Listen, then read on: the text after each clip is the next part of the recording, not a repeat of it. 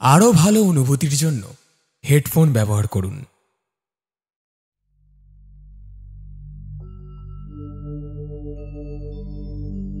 আমাদের গল্প নিয়মিত শুনতে হলে চ্যানেলটিকে সাবস্ক্রাইব করে রাখুন। আপনারা আছেন বলেই আমরা আছি। প্রতি গল্পে আপনাদের সাপোর্ট, লাইক এবং কমেন্ট পৌঁছে দিতে পারে আমাদের দূর থেকে দূরান্তরে, এবং সেখান থেকেই আমরা উৎসাহ পাই নতুন নতুন গল্প আপনাদের কাছে নিয়ে আসার। তাই সকলে গল্প শুনতে শুনতে লাইক এবং কমেন্টটা অবশ্যই করবেন। এই গল্পেও পূর্ববর্তী গল্পের মতো আপনাদের জন্য থাকছে একটি প্রশ্ন, যার সঠিক উত্তরদাতাদের মধ্যে কিছু জনের নাম পরবর্তী গল্পের শুরুতে নেওয়া হবে। পূর্ববর্তী গল্পের সঠিক উত্তরদাতাদের নাম হল শঙ্কর, শিবেন্দ্র, সায়নিকা, জসিম। চলুন শুরু করা যাক আমাদের আজকের গল্প। লেখিকা ঝিনুক চ্যাটার্জির কলমে শশধরের প্রেত।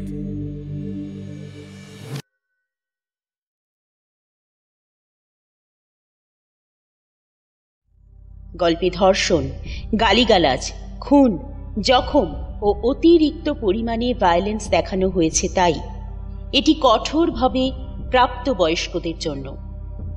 শুরু হচ্ছে শশধরের প্রেত।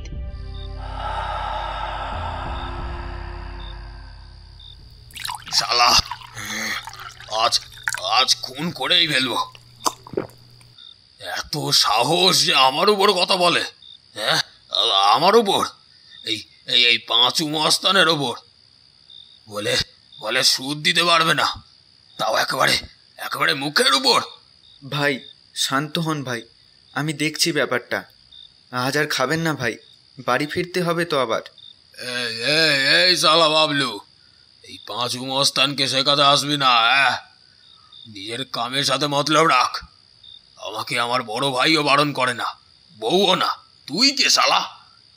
আমি 2 লিটার মদ খাই আর 2 গ্যালন মদ খাই, তোর কি?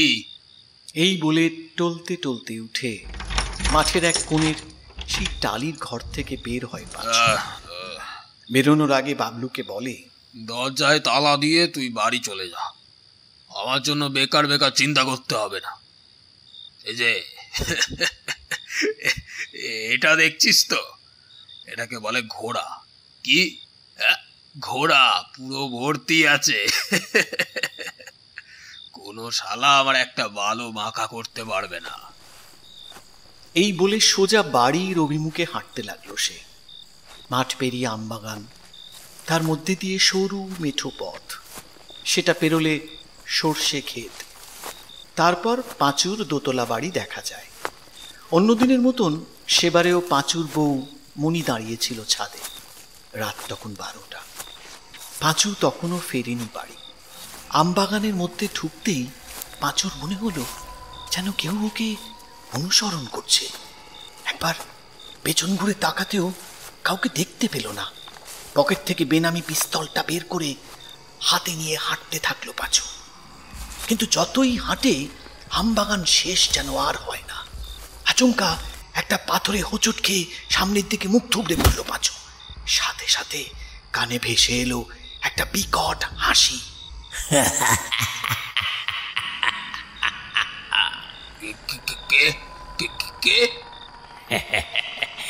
এত তাড়াতাড়ি আমায় ভুলে গেলি পাঁচু?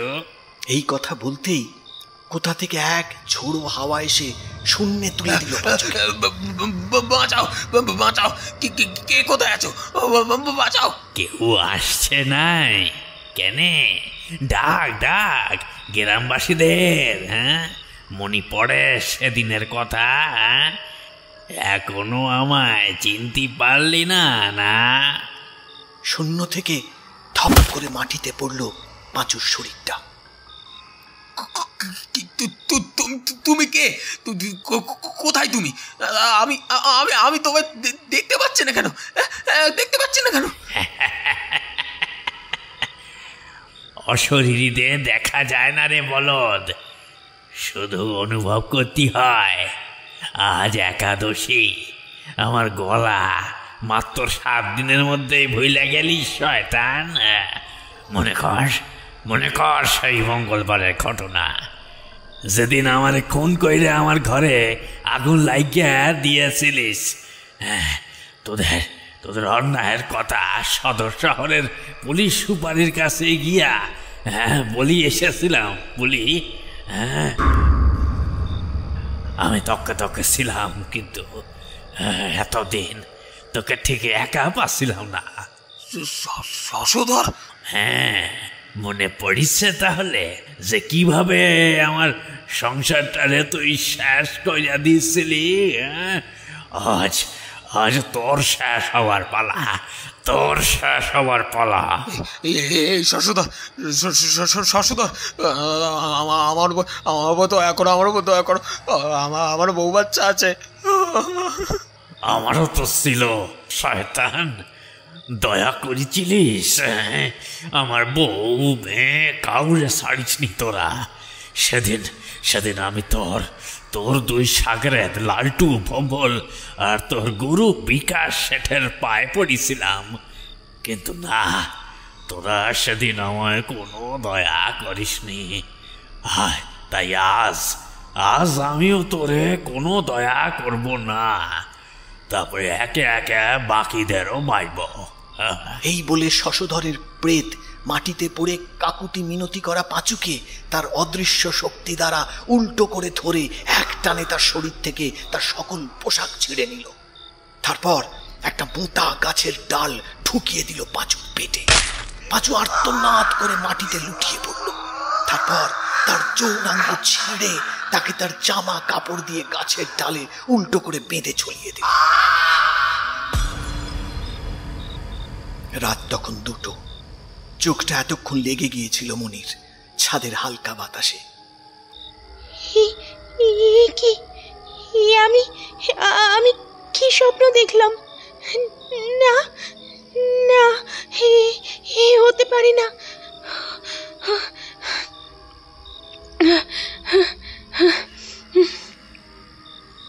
কি ভয়ঙ্কর স্বপ্ন! এখনো তো সে এলো না। হে ঈশ্বর, ওকে রক্ষা করুন। একবার দাদা ভাইকে ফোন করি তো। তাড়াতাড়ি ছাদ থেকে নেমে খুব দোনামোনা করে মনি ফোন করে বিকাশ শেঠকে। বিকাশ শেঠ হলো জলপাই গ্রামের এক বড় সুদখোর। বহুদিনের তার এই সুদের কারবার। চড়া সুদে মানুষকে টাকা ধার দেওয়াই তার কাজ। এইভাবে গরিব মানুষদের চোখের জলে টাকাতেই তার গাড়ি, বাড়ি ও ব্যাংক ব্যালেন্স। তার আরো একটা কাজ হলো বেনামি অস্ত্র পাচার। তার সাথে সুযোগ পেলে নারী বা গাঁজাও বাদ যায় না সেই পাচার চক্র থেকে। এলাকার রাজনৈতিক নেতা নেত্রীদের সব রকম সাহায্য করে সে। এইবার আসছে পঞ্চায়েত ভোটেও সে দাঁড়াবে, সেরকমই গুঞ্জন শোনা যাচ্ছে। প্রচুর চোর, ডাকাত, খুনিকে সে নিজের প্রয়োজনে জামিন দিয়ে এনে দল ভারী করেছে। পাঁচু এদের মধ্যেই একজন খুনি। ছোট থেকেই কাকু কাকিমার কাছে মানুষ। নিজের কাকু কাকিমাকে খুন করে খুড়তুতো বোনকে বেচে দিতে গিয়ে ধরা পড়ে 14 বছরের জেল হয় তার। সেই জেলেই আলাপ হয় বিকাশের এক পোষা গুন্ডার সাথে। তার নাম বসির। তার কাজ হলো জেলের খবর বিকাশকে জানানো। তার কাছ থেকেই পাঁচু খবর জেনে তাকে জেল থেকে জামিন করিয়ে বিকাশ নিজের দরকারে পোষে। একবার জলপাইয়ের প্রতিবেশী গ্রাম খামাস থেকে একদল মেয়েকে ভুলিয়ে ভালিয়ে কাজ দেওয়ার নাম করে নিয়ে যাওয়া হয় মধ্যপ্রদেশ। সেখানে দিনাজপুর থেকেও কিছু মেয়েকে নিয়ে গেছিল আরও এক এজেন্ট। ওই দলেই মনিকে প্রথম দেখে পাঁচু।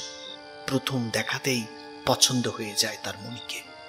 তখন বিকাশ শেঠকে সব জানিয়ে চড়া টাকার বিনিময়ে মনিকে কিনে নিয়ে এসে বিয়ে করে পাঁচু।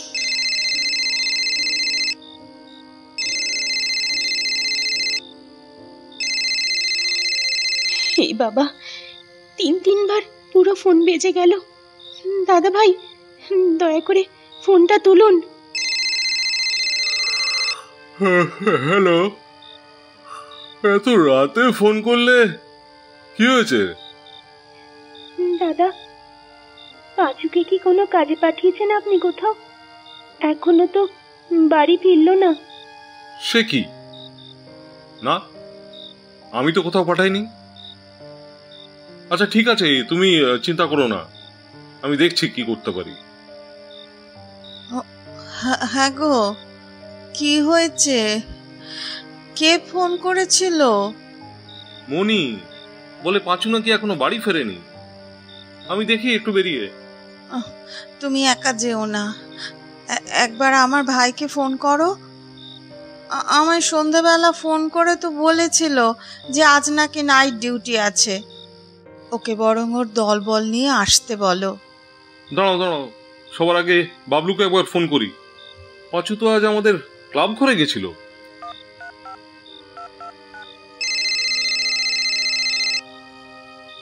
হ্যালো বাবলু। সেলাম সাব। হ্যাঁ হ্যাঁ ঠিক আছে। পাঁচু কি ক্লাব ঘরে আছে? না তো ভাই, সে তো 12টার কাছাকাছি যখন বাজে তখনই বেরিয়ে গেছিল। সে কি, কোথায় গেল ছেলেটা? আচ্ছা তুই রাখ, আমি দেখি একবার বিনয়কে ফোন করি।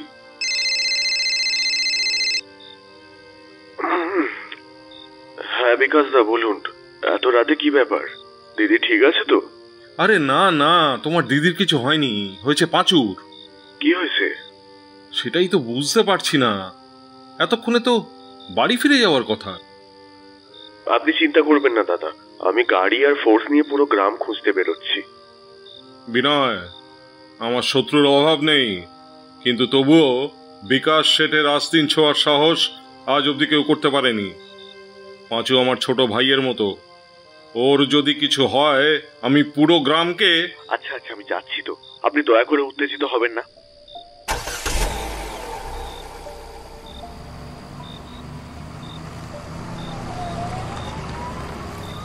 বিনয় সাহা জলপাই গ্রামের থানার বড়বাবু, অর্থাৎ অফিসার ইনচার্জ, আর বিকাশ শেঠের শ্যালক। 3টের সময় আকাশ বাতাস কাঁপিয়ে বেজে ওঠে পুলিশের গাড়ির সাইরেন। চলে জোর কদমে তল্লাশি। গ্রামে বেশিরভাগ লোক মুটে মজুরের কাজ করে, বেশ কিছু জেলে বস্তিও আছে। আর চাষাবাদ বলতে এখানে সবজি ও ফল চাষই বেশি হয়। আম, জাম, কাঁঠাল, কলা, পেয়ারা, লিচু, আরও কত ফলের বাগান আছে তার ইয়ত্তা নেই। গ্রামে সব মিলিয়ে ওই 3-4 হাজার পরিবার বাস করে, বেশিরভাগই গরিব। কয়েকজন হাতে গোনা ধনী পরিবার আছে। বিকাশ শেঠ তাদের সবার উপরে। এই ইন্টারনেটের যুগেও সবার বাড়ি ঠিকমতো আলো পৌঁছয়নি আজও। এদিকে সবার বাড়ি গিয়ে গিয়ে তন্ন তন্ন করে খুঁজেও পাঁচুর কোনো হদিশ পেল না বিনয় সাহা।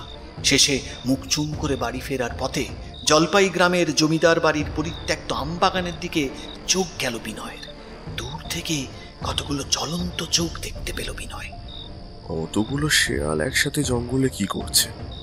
কিছু একটা সন্দেহ হতে আমবাগানের দিকে একটা ব্ল্যাঙ্ক ফায়ার করলো বিনয়। শেয়ালগুলো ভয়ে গলা দিয়ে এক অদ্ভুত শব্দ বের করে বিভিন্ন দিকে ছিটকে সরে গেল। ওদিকে ভোরের আলো ফুটতে শুরু করেছে। গাড়িটা গিয়ে দাঁড়ালো বাগানের গা ঘেঁষে। গাড়ি থেকে নেমে বিনয় দৌড়ালো সেই দিকে যেদিক থেকে সেই জ্বলন্ত চোখগুলো সে দেখেছিল। ও মাই গড, এক্ষুনি আমায় বিকাশ দাকে খবরটা জানাতে হবে। আসিফ, শিগগিরই অ্যাম্বুলেন্সে খবর দাও। হ্যালো বিনয়, বলো, কোনো খোঁজ পাওয়া গেল পাঁচুর? পাঁচু আর নেই দাদা। সে কি? পুরো গ্রাম তন্ন তন্ন করে খুঁজেও যখন পেলাম না, তখন জমিদার বাড়ির আমবাগানে একবার কি মনে হতে দেখতে এলাম। এসে দেখি সম্পূর্ণ উলঙ্গ অবস্থায় পাঁচুর লাশটা পড়ে আছে। পাঁচুর যৌনাঙ্গ, নাড়ি ভুড়ি সব শেয়ালে খেয়ে নিয়েছে। পেটের মধ্যিখানে একটা বিশাল গর্ত, চোখ মুখ সব খুবলানো। কি যে ভয়ঙ্কর অবস্থা, সেটা নিজের চোখে না দেখলে আপনি কল্পনা করতে পারবেন না দাদা। আপনাকে আমি ছবি পাঠিয়েছি, হোয়াটসঅ্যাপটা দেখে নিন। বাকিটা পোস্টমর্টমের পরই বোঝা যাবে। আপাতত অ্যাম্বুলেন্সে খবর দেওয়া হয়ে গেছে। এত বড় ক্ষমতা কার হতে পারে? বিনয়, তদন্ত চাই আমার, যেভাবেই হোক আমায় জানতেই হবে। গ্রামের যে লোকেরা আমায় এতদিন ভয় করে এসেছে, তারা আমার পেছনে আমায় নিয়ে হাসবে। না না না, এই কিছুতেই হতে দেওয়া যাবে না। আপনি চিন্তা করবেন না, আমি নিজেই কেসটা হ্যান্ডেল করব। কিন্তু অত বড় একটা গর্ত কিভাবে হলো পাঁচুর পেটে? ঠিক এই সময় বিনয়ের কাঁধে কিছু একটা ঠান্ডা তরল পড়ল। বিনয় কথা থামিয়ে ওপরের দিকে তাকালো, তারপর বলল, ওটা কি? কোনটা বিনয়? আপনাকে একটু পরে ফোন করছি দাদা। এই রাজীব, মকবুল, ওপরে গাছের ডালে ওটা কি? ওটা কাপড়ের মতো লাগছে না? নামাও তো দেখি তাড়াতাড়ি। কিন্তু নামাতে হলো না। গাছ ধরে ঝাঁকাতেই ওপর থেকে পড়লো একটা মোটা গাছের ধারালো চঞ্চুর ডাল, আর তার সাথে বাঁধা পাঁচুর জামা কাপড়। সেখান থেকেই ফোঁটায় ফোঁটায় ঝরে পড়ছে রক্ত। জামার বাঁধনটা খুলতেই হাতকে উঠল বিনয়। সেখানে বাঁধা একটা দলা পাকানো পুরুষের যৌনাঙ্গ। বিনয়ের হাত থেকে পড়ে গেল সেই জামা সমেত দলা পাকানো অংশটা। বিনয় বিকাশ শেঠকে সব কথা খুলে বলল। বেশ কিছুদিন এই নিয়ে তদন্ত চলল, কিন্তু কোনো লাভ হলো না। মার্ডার্ড ওয়েপন পাওয়ার পরও খুনিকে চিহ্নিত করা সম্ভব হলো না। এদিকে বিকাশের রাগের কোপ পড়ল গ্রামের লোকেদের উপর। যাদের যত সুদ বাকি তাদের উপর চড়াও হতে থাকলো বিকাশ শেঠের পোষা গুন্ডার দল। রোজই প্রায় অশান্তি লেগেই থাকতো কারোর না কারোর বাড়িতে। এমনই এক বাড়িতে রাত 10টায় হাজির হলো বিকাশের এক পোষা গুন্ডা ভম্বল তার দলবল নিয়ে। ক্রমাগত চিৎকার করতে করতে দরজায় লাথি মারতে মারতে বলতে থাকলো ভম্বল, সালা শুয়োরের বাচ্চা মতি, দরজা খোল সালা। সুদের টাকাটা কি তোর বাপ দেবে? সালা হারামি, খোল সালা, খোল বলছে, নইলে দরজা ভেঙে দেব সালা। ঠিক এমন সময় ভম্বলের কানে কানে ওর এক সাগরেদ বাচ্চু বলল, বস, ওই দেখো তোমার কমলা সুন্দরী লিচু বাগানের দিকে যাচ্ছে, হাতে বালতি রয়েছে। মনে হচ্ছে আজ একটু বেশি গরম পড়েছে।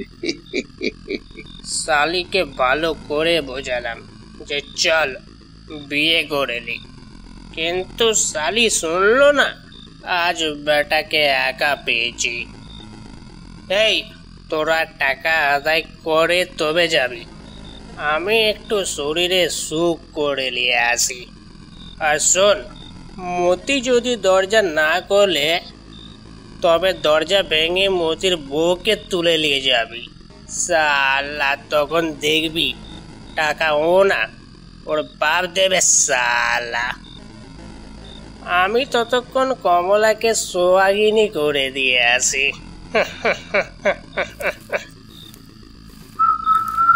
এই বলে টলতে টলতে ভম্বল এগোতে থাকে লিচু বাগানের দিকে। লিচু বাগানটা খুব বেশি বড় নয়। বাগান পেরিয়েই এক প্রকাণ্ড পুকুর। পুকুরের অন্য পারে ডাক্তার কালীনাথ চ্যাটার্জির বসত বাড়ি। যদিও ওই বাড়িতে তার কেয়ারটেকার ছাড়া বর্তমানে কেউই থাকে না। সবাইকে নিয়ে কালীনাথ চ্যাটার্জি সপরিবারে কলকাতায় বাড়ি করে বসবাস করেন। পুকুরের কাছে গিয়ে কাউকেই দেখতে পায় না ভম্বল। তবে জলে ডুবলে জলটা ঠিক যেমন হয় তেমন হতে থাকে। শালি ডুবে ডুবে স্নান করছে। কমলা, এই কমলা, দেখ না, একটু ওঠ না জল থেকে। তোর ওই ভেজা শরীরটা আমাকে একটু দেখা। দেখবি শালা ভম্বল। কে কে? এই বলে ঘুরে তাকাতে গিয়ে পা হড়কে ভম্বল পড়ে পুকুরে। আর সাথে সাথে ওর পা ধরে কেউ যেন নিচের দিকে টানতে থাকে ক্রমশ।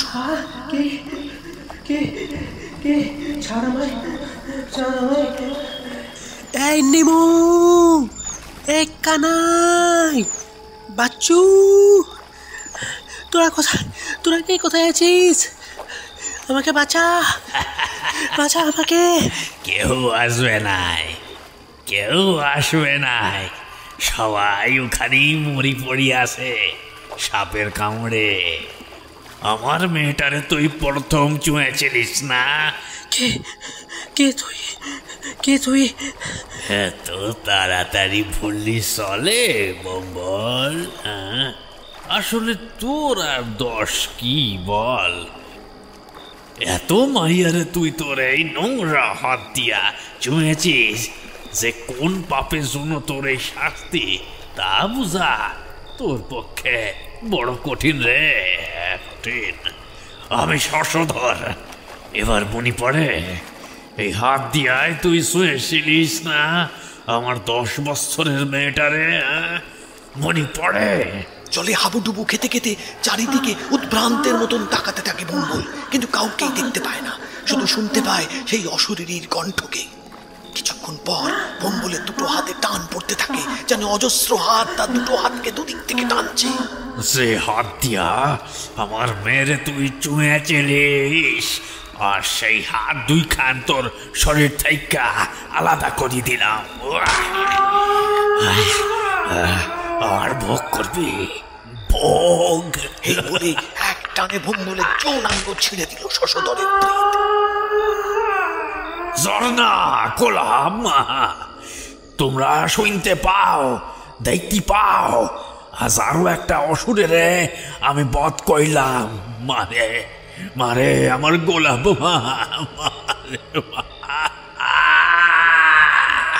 যেন আকাশ বাতাস কাঁপিয়ে দিল সেই চিৎকার, যা কেউই শুনল না। ওদিকে একটা বিরাট কন্ট্রাক্ট পেয়েছে বিকাশ। আমি কিছু জানি না। পাঁচুটা মরে গিয়ে তোরা যেন সাপের 5 পা দেখেছিস। ভম্বলটাকে পাঠিয়েছি কখন, এখনো এলো না কেন? শালা সব কটার ফোন বন্ধ। যত ছাড় দিই তত মাথায় উঠে গেছে শালাগুলো। লালটু, একটা বড় কন্ট্রাক্ট পেয়েছি। আমার ফার্ম হাউসে 5টা মেয়েকে আনা হয়েছে। কাল সকালে আরও 6 জন আসবে। এদের সবাইকে নিয়ে কাল দুপুর রওনা দিবি মুম্বাইয়ের উদ্দেশ্যে। আমি বড় ট্রাভেলারের ব্যবস্থা করেছি। পরদিন দুপুরে খাবারের সাথে ঘুমের ওষুধ মিশিয়ে সবকটা মেয়েকে তোলা হলো গাড়িতে। গাড়ি চলল বাইপাস, লাউহাটি হয়ে সোজা বেলঘরিয়া এক্সপ্রেস হাইওয়ে দিয়ে। বেশ কিছুটা এগোনোর পর দূরে জ্যাম দেখতে পেল ড্রাইভার। ততক্ষণে ঘুমের ওষুধের জেরে মেয়েগুলো তন্দ্রাচ্ছন্ন। সবার ফোন সুইচ অফ করে গাড়িটাকে এক পাশে দাঁড় করিয়ে ড্রাইভার নেমে গিয়ে দেখে এসে জানালো যে, এই লালটুদা, চেকিং চলছে, পুলিশের কড়া পাহারা, আমাদের অন্য রুট ধরে যেতে হবে। গুগল ম্যাপ দেখে শেষে ঠিক হলো যে জিটি রোড ধরে মুর্শিদাবাদ হয়ে বিহার, তারপর উত্তরপ্রদেশের কানপুর থেকে গাড়ি ঘোরানো হবে। যখন গাড়িটা উত্তরপ্রদেশের ঘন জঙ্গলকে দুপাশে রেখে এগোচ্ছে, তখন প্রায় রাত 2টো। পাশে বসে লালটুও ঝিমোচ্ছে। ওফ লালটুদা, আমার পাশে বসে ঘুমোলে আমি জেগে থাকি কি করে? লালটু সোজা হয়ে বসে সামনে তাকালো। হঠাৎ 70 কিলোমিটার বেগে চলা গাড়িটার কাছের ওপারে লালটু যেন একটা ছায়া মূর্তি দেখল। গাড়িটা ব্রেক কষে থামল। এই এই কি হয়েছে লালটুদা? ওভাবে চেঁচালে কেন? এক্ষুনি একটা অ্যাক্সিডেন্ট হয়ে যেত তো। গাড়ি কত বেগে চলছে তা খেয়াল আছে? আমি কাকে যেন দেখলাম ওই কাছে। কাকে দেখলে লালটুদা? লালটু ড্রাইভার মনিরুলের দিকে ঘুরে তাকিয়ে কিছু বলতে যাবে, তাকে মনিরুলের চোখ নেই। সেই জায়গায় 2টো গর্ত। মনিরুল তখন লালটুর গলা টিপে তাকে মারতে উদ্যত। লালটু চিৎকার করতে থাকে, লালটুদা, লালটুদা, কি হয়েছে? স্বপ্ন দেখলে নাকি? আরে ও লালটুদা! স্বপ্ন? উফ, কি ভয়ঙ্কর স্বপ্ন দেখলাম। একটু পেচ্ছাপ করতে যাব। একটা সাইডে গাড়িটা দাঁড় করা তো।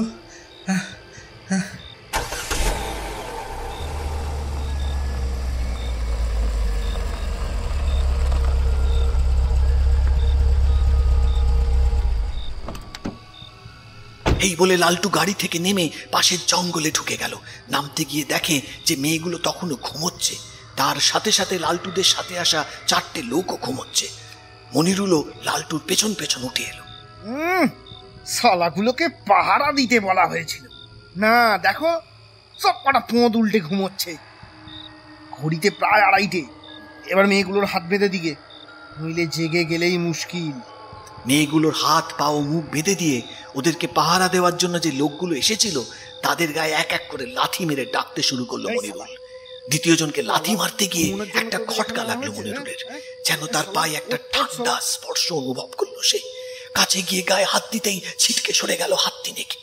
একজনেরও শরীরে কোনো প্রাণ নেই। লালটুদা! গাড়ি থেকে নেমে তাড়াতাড়ি জঙ্গলের দিকে লক্ষ্য করে মনিরুল তার কথাগুলো ছুড়ে দিল। সবকটা মরে গেছে গো।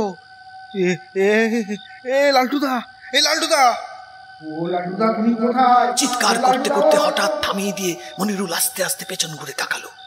গাড়ি থেকে নামতেই একটা প্রবল শব্দে গাড়ির দরজা বন্ধ হয়ে গেল। তার সারা শরীর ভয়ে ঘরমাক্ত হয়ে গেছে, কানের পাশ দিয়ে গড়িয়ে পড়ছে নোনা জল। ঘাটটা সামান্য ঘোরাতে সে তার দুই কানে যেন কিছু স্পর্শ পেল। মুহূর্তের মধ্যে মনিরুলের ঘাটটা যেন কেউ প্রবল বেগে ঘুরিয়ে দিল, দেহটা লুটিয়ে পড়ল রাস্তায়। ওদিকে লালটুর ফোনটা বেজে উঠল। প্যান্টের চেন আটকে লালটু ফোনটা রিসিভ করতেই শুনতে পেল, লালটু, সর্বনাশ হয়ে গেছে। ভ্রমণের লাশ পাওয়া গেছে কালী ডাক্তারের পুকুরে।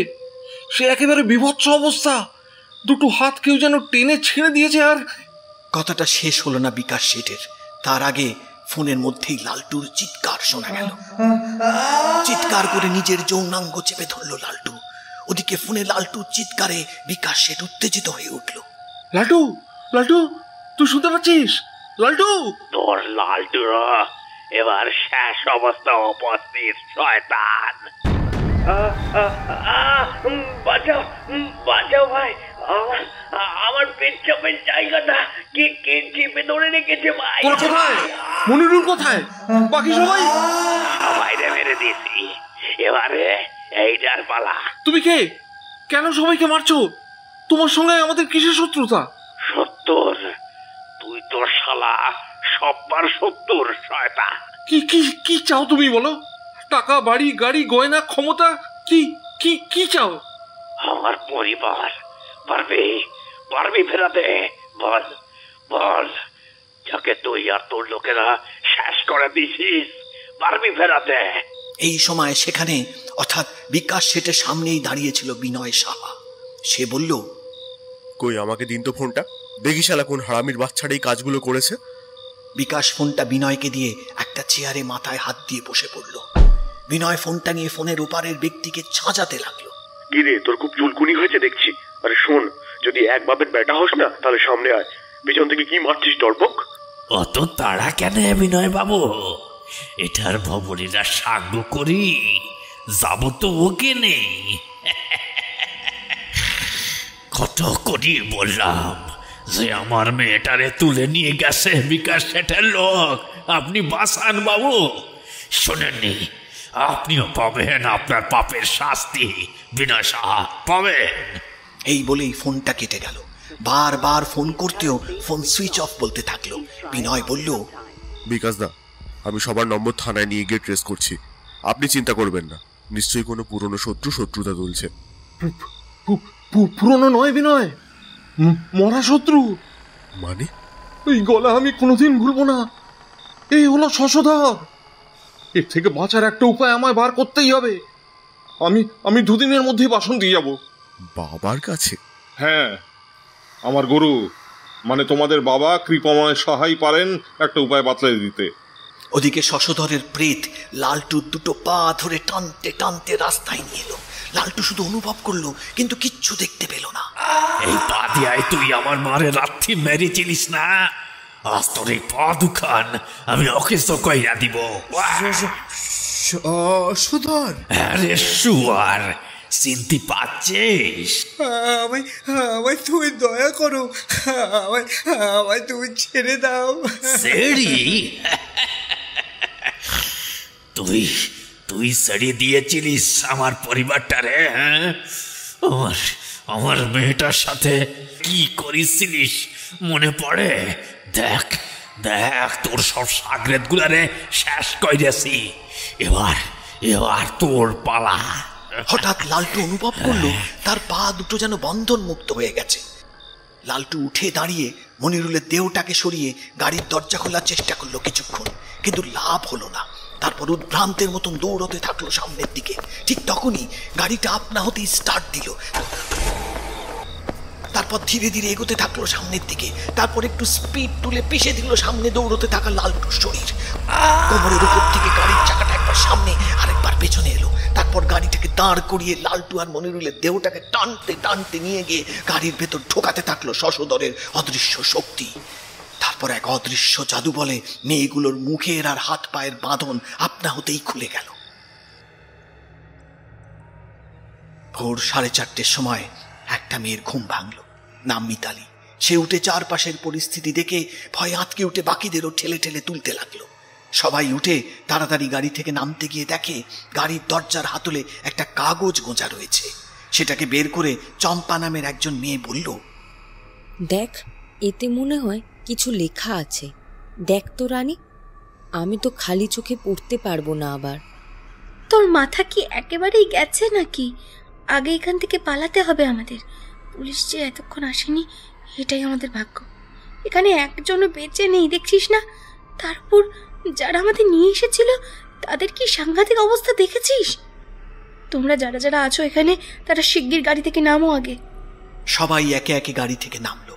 ভোরের আলো তখন একটু একটু করে ফুটতে শুরু করেছে। মেয়েদের দল এগোতে থাকলো গাড়ির পেছন দিকের রাস্তা ধরে। ঘণ্টাখানেক ওই পথ ধরে এগোনোর পর তারা সবাই এক জায়গায় দাঁড়ালো। মিতালি একে একে সবার নাম জিজ্ঞেস করে নিয়ে সবাইকে তাদের ফোন বের করতে বলল। সবাই তাদের ফোন বের করে দেখে সবার ফোন সুইচ অফ। মিতালি বলল, এবার বুঝলে, আমাদের কাজ দেওয়ার নাম করে এরা আমাদের অজ্ঞান করে ফোন সুইচ অফ করে আমাদের বেঁচে দেওয়ার চিন্তা করছিল। তবু তো ভালো মিতালি, এরা পরলোক। আমায় বেশি প্রচুর টাকা পেয়ে এরা সব ভুলে যেত, কিন্তু আমার নিজের বাবা মা তো অনেকদিন আগেই আমার বেচার চিন্তা করেছিল, যাতে আমার ভাইরে লেখাপড়া শেখাতে পারে আর সবার পেটগুলাও চলে। তাই আমি বাধ্য হই বাড়ি থেকে পালাই। কাঁদিস না সান্তনা, আমিও এই জ্বালায় বাড়ি থেকে পালাইছি রে। কাঁদিসনি রে, কাঁদিসনি। নাগমা, শান্ত না, তোমরা সবাই শান্ত হও। আমরা মেয়ে বলে কি যে যেভাবে চাইবে আমাদের ব্যবহার করবে নাকি? আর আমাদের সেটা মেনে নিতে হবে? কখনো না। ঘরে বাইরে চারিদিকে অসুরে ভর্তি, এমনকি যেখানে মেয়েরা নিজেই নিজেদের শত্রু, সেখানে খুব বুঝে শুনে আমাদের সঠিক পথে এগোতে হবে। আমি আমার বাড়িতে ফোন করে একটু জানিয়ে দিই। খবরদার নয়, এদের গ্যাং যে কত বড় আমরা কেউই জানি না। ফোন অফ থাকলে এরা ট্রেস করতে পারবে না আমাদের। বাড়িতে আমরা নিশ্চয়ই খবর দেব। তার আগে আমাদের কাছাকাছি কোন রেল স্টেশন আছে সেটা জানতে হবে। ওই দেখ মিতালি, পাশের বোর্ডে আমরা যেদিক থেকে এলাম সেদিকে তীর চিহ্ন দিয়ে লেখা আছে কানপুর 20 কিলোমিটার। তার মানে আমরা উত্তরপ্রদেশে। হায় হায়, বাড়ি থেকে আমরা 1000 কিলোমিটার দূরত্বে। আমরা বাড়ি ফিরবো কিভাবে? আমার কাছে কিছু টাকা আছে, ওই 500 মতো। এ নাও মিতালি। রাজি, শান্তনা, মল্লিকা, লক্ষ্মী, তোদের কাছেও যা আছে মিতালিকে দিয়ে দে। চিন্তা করো না, একটা না একটা পথ ঠিক বেরোবে। এখন পা চালাও, পা চালাও, পুলিশ এলো বলে। নাগমার মুখের কথা মুখেই রয়ে গেল। ঠিক সাথে সাথেই সাইরেন শোনা গেল পুলিশের জিপের। সবাই পা চালাতে শুরু করলো সামনের দিকে। পথে দু একজনকে জিজ্ঞাসা করে রেল স্টেশনের খোঁজ নিয়ে টিকিট কেটে লোকাল ট্রেনে উঠে পড়ল সবাই। ওদিকে বিনয় সাহা রাত 3:30টার সময় সবার নম্বর ট্রেস করে সেখানকার লোকাল থানায় ফোন করে সব কথা জানায়। থানার ওসি মিশ্রজি 6 জন কনস্টেবলকে নিয়ে ভোর 5:30টায় থানা থেকে বের হয়। বিনয় মেয়েগুলোর কথা এড়িয়ে গিয়েছিল মিশ্রজির কাছে, যদিও সাইবার ক্রাইমে জানালে ওরা ঠিকই বের করে দিত ওদের প্রপার লোকেশন, কিন্তু জানাজানি হয়ে যাওয়ার ভয় বিনয় সেটা এড়িয়ে যায়। ওদিকে ট্রেনে বসে পাশের একজন বয়স্ক ভদ্রলোকের কাছ থেকে ফোন নিয়ে চম্পা বাড়িতে সব কথা জানিয়ে থানায় জানাতে বারণ করে দেয়। চম্পা, মিতালি, পিউ, রানী, সালমা, রাজিয়া এরা একই গ্রামের। এদের পরিবারের সবাই প্রায় একে অপরকে চেনে, তাই জানিয়ে দিতে সমস্যা হয়নি। রাজিয়া চম্পাকে মনে করিয়ে দেয়, এই চম্পা, তুই যে কাগজটা হাতে নিয়েছিলি ওটা পড়বি না? দেখেছিস, আমি তো ওটার কথা ভুলেই গেছিলাম। দাঁড়া, ব্যাগ থেকে বের করি। চশমা ব্যাগের একেবারে তলার দিকে ঢোকানো, এখন আর বের করব না। রাজিয়া, তুই পড়, আমরা শুনি। সবাই কাছাকাছি সরে এসে বসলে রাজিয়া পড়তে শুরু করে। আমার নাম শশধর মণ্ডল, গ্রাম ও থানা জলপাই। জেলা দক্ষিণ 24 পরগনা, মুচিপাড়া। আমি শহর ও শহরতলিতে আনাজ বিক্রি করতাম একটা ভ্যান ভাড়া করে। আজ থেকে 1 মাস আগে আমি ভবানী ভবনে গিয়া একটা অভিযোগ জমা করি।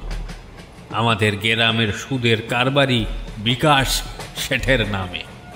কিন্তু সেই অভিযোগের ভিত্তিতে কারুকেই ধরি নিয়ে যাওয়াও হয় নাই। আর সেই ঘটনা আবার লিখছি। আমার একটা পরিবার ছিল, আমার বউ স্বর্ণা, আমার মেয়ে গোলাপ, আর আমার মা আর আমি। এটাই ছিল আমার পরিবার।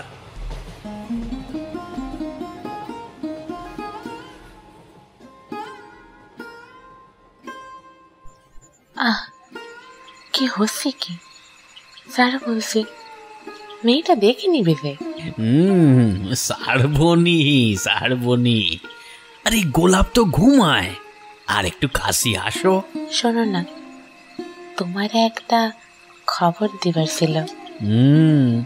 বলো না, শুনছি তো। এই যে পেটে। পেটে কি ব্যথা করছে? আরে ধুর, তুমি না কিছু বুঝো না। তুমি বাপ হতে চলেছ গো আবার। তাই নাকি? কি কও? ঠিকই কইছি গো। আজ হাসপাতালে গেছিলাম। তোমারে কইনি কদিন ধরে আমার শরীরটা ঠিক যায় না, তাও প্রায় 2 মাস। গতকাল খুব বমি হয়েছিল, তখন মাই একবার হাসপাতালে জাতি কইল। আজ ডাক্তার পরীক্ষা করে বললি যে আমি নাকি 4 মাসের গর্ভবতী। আর কি বললি? হ্যাঁ, মানে সওয়াল কি মেয়ে? কি বল না স্বর্ণা, বল। সেসব তো কিছু বললি না কেন? তোমার বুঝি মেয়ে চাই না? না রে, তা নয়। একটা সওয়াল হলে বুড়ো বয়সে আমাদের দেখতে পারত। কেন? আমি কি তোমাদের বুড়া বয়সে দেখতে পারবো না? আরে গোলাপ, তুই কখন উঠলি মা? এখন অনেক রাত। ওরে বাবা, এ তো 11টা বেজে গেছে। কাল সকালে উঠে তো আবার দিদিমণির বাড়ি পড়তে যেতে হবে তো। ঘুমা মা, ঘুমা। বড়দের মাঝে কথা কইতে নেই গোলাপ মা আমার। দেখ তো, বাবা তোকে কত কষ্ট করি বড় স্কুলের বোর্ডিং এ ভর্তি করেছে। তুই তো দেখবি মা আমাদের বুড়া বয়সে। বাবার কথা স্যার, তোর একটা ভাই হলে তো তোরই ভালো। ভাই ফোটার দিন কষ্ট পেতে হবে না আর। তুমিও না, তুমি কিছু জানো না। আমাদের মেয়ে বড় ওই দিদিমণি হবে গো। ওই তো আমাদের বুড়া বয়সের সঙ্গী। মেয়েটা কদিনের গরমের ছুটিতে এসছে। তুমিও না, এখনই যত বাজে কথা। গরমের ছুটিতে মেয়ে আমার কটা দিনই বা থাকবে কও? চলো চলো, সবাই ঘুমাও দেখি। এইভাবেই পরিবারের সাথে হাসি আনন্দে বেশ সুখেই কাটছিল আমার দিন। কিন্তু কাল হইল আমার বছর 1.5 আগের একটা ধার নেওয়া। আপনারা জানেন যে ব্যবসায় লাভ ক্ষতি লাইগা থাকে। এইরকমই একটা সময় আসি আমার জীবনে। এমনিতে আমি আমার ব্যবসার জন্য শহরের মহাজনদের থেকে মাঝে মধ্যে টাকা ধার নিই, মিটিয়েও দিই। কিন্তু সেবারে আগের একটা ধার মেটানো হয়নি, তাই শহরের মহাজন আর ধার দিতে চায়নি। কিন্তু আমার তখন 50,000 টাকার খুব দরকার পড়ে। মেয়ের স্কুলের জন্যই মূলত টাকার দরকার ছিল। আমি আমার মেয়ের একটা ভালো ইংরেজি বোর্ডিং স্কুলে ভর্তি করানোর জন্যই টাকাটা ধার নিয়েছিলাম। সেই সময় কোথাও ঠিকা টাকা না পেয়েই আমি বাধ্য হয়ে বিকাশ শেঠের কাছে হাত পাতি। এটা জেনেও যে বিকাশ শেঠ 15% সুদ নিতে পারতি মাসি। প্রথম 6 মাস সমস্যা হয় নাই, কিন্তু তারপর থেকে কিছু কিছু করে টাকা কম পড়ছিল। তারপর আরো সমস্যা বাড়ল। বাড়িতে বউ পোহাতি হলো, মায়েরও শরীরটা ঠিক যাচ্ছিল না। তার উপর আমার ব্যবসাও মাঝে মধ্যেই খাটায় চলছিল। সব মিলিয়ে আমার দেনা বেড়েই চলেছিল দিনের পর দিন। এইভাবেই পূজা এলো, মেয়েটা আমার আবার বাড়ি এলো, আর সেটাই হলো ওর কাল। মেয়ে শুধু গরমের ছুটিতে আর পুজোর ছুটিতে বাড়ি আসতো। এদিকে আমার বউয়ের তখন ভরা মাস, ডাক্তারে ডেট দিয়ে দিয়েছিল। সেই সময় একদিন রাতে আমরা সবে খেয়ে উঠছি, সেদিন ছিল নবমী। সন্ধ্যাকালে মেয়েটারে নিয়ে একটু ঠাকুর দেখতে বেরিয়েছিলাম।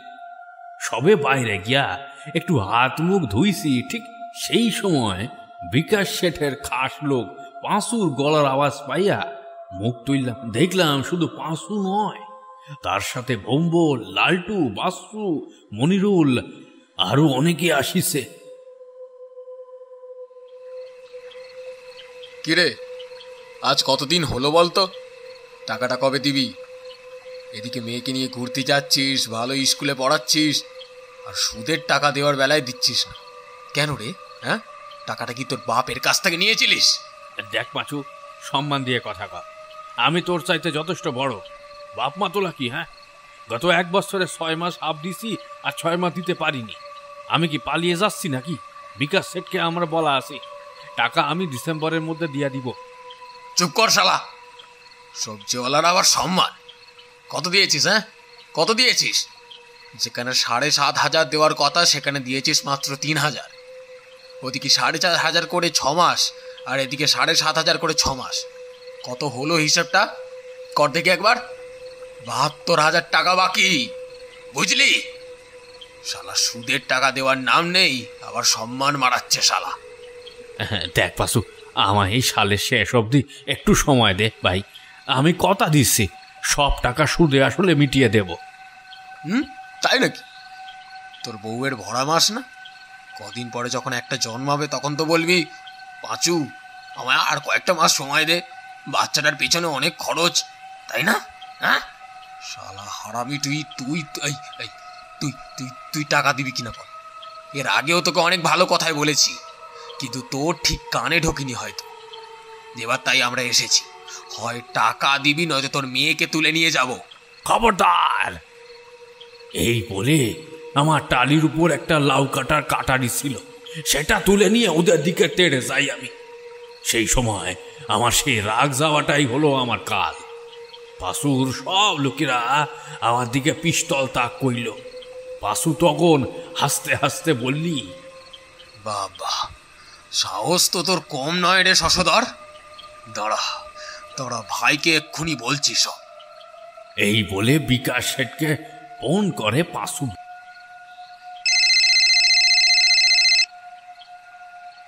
হ্যালো, হ্যাঁ ভাই, এই শশধরের ব্যাটা তো কাটারি নিয়ে তেড়ে আসছে। এত বড় সাহস? হ্যাঁ ভাই, আমি যেই একটু ভয় দেখিয়েছি যে মেয়েকে তুলে নিয়ে যাব, তখনই কাটারি বাগিয়ে এগিয়ে আসছে। বলো তো উড়িয়ে দি। তোর কি মাথা খারাপ হয়েছে? ওকে উড়িয়ে দিলে টাকাটা কে দেবে? তোর বাপ? আর তাছাড়া সামনের ইলেকশনে আমি পঞ্চায়েত ভোটে দাঁড়াবো, একটু এদিক ওদিক হলে মুশকিল। তুই একটা কাজ কর, মনিরুলের সাথে শশধরকে আমার এখানে পাঠিয়ে দে, আর বাকিটা কি করতে হবে তা তো তুই জানিস। আমি সবই হালকা হালকা শুনতে পাচ্ছিলাম। শেষ কথাটাতে আমি ঘাবড়ে যাই, বলি, আর বাকিটা কি করতে হবে? মানে কি? আমি কোথাও যাব না পাশু, কোথাও না। এমন সময় আমার মা, বউ, মেয়ে সবাই ঘর থেকে বেরিয়ে আসে। মা একেবারে পাশুর পায়ে গিয়া পড়ে। ওরে পাশু,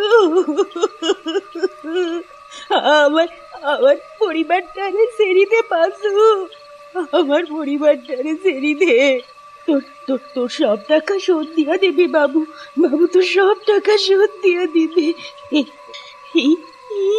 এই নে, এই নে, আমার গলার এখানের উপর চেন আছে। এই নে। ও বউ, বউরে, ওরে তোর রূপার বালাগুলো খোলা দে রে। সব নে, তো দুটি পায়ে পড়ি পাশু, আমার পরিবার ছেড়ে দে। লালটু আমার মাকে এক লাথি মারে, আমার মা আর্তনাদ করি দূরে ছিটকে পড়ে।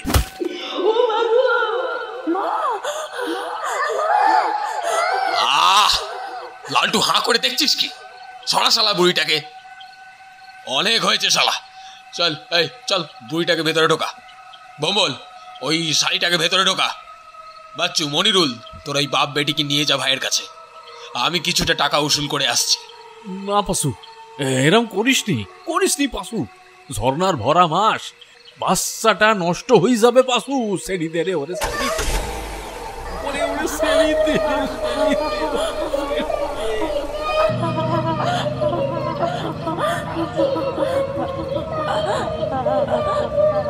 পাশুদের গাড়ি যখন আমায় আর গোলাপকে তুলে নিয়ে কিছুটা এগিয়েছে, তখন আমার বউয়ের কাতর আর্তনাদ আমার কানে এলো।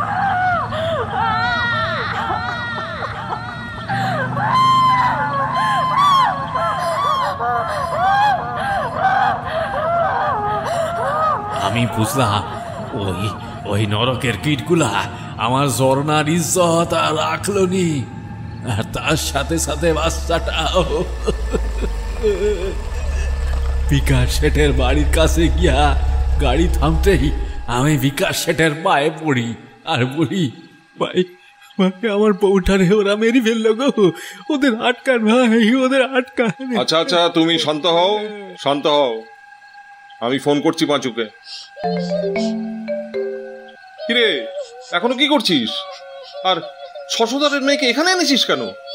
বেকার কান্নাকাটি করছে, শিগগির এসে এখান থেকে নিয়ে যাও ওকে। আসছি ভাই, বম্বল আর লালটুর সাথে সাথে আমি একটু সুখ করে নিয়েছি ভাই। তুমি যেন মনিকে বলো না, শালির শরীরটা মাখন মাখন, শালি কোন চাকির আটা রুটি খায় কে জানে।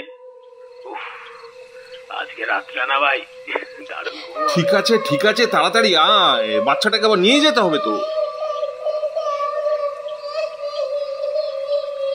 আমি বিকাশ শেঠের পায়ের কাছেই তখনও বসি, ফোনের উপরের কথাগুলো শুনি, তখন আমি পাথর হয়ে গেছি। বিকাশ শেঠের কথা, মেয়ের কান্না সব কানে আসতেছে, কিন্তু আমি যেন বোবা হয়ে গেছি। বেশ কিছুক্ষণ পর ওই 3 মূর্তিমান শয়তান ফিরিয়ে এলো।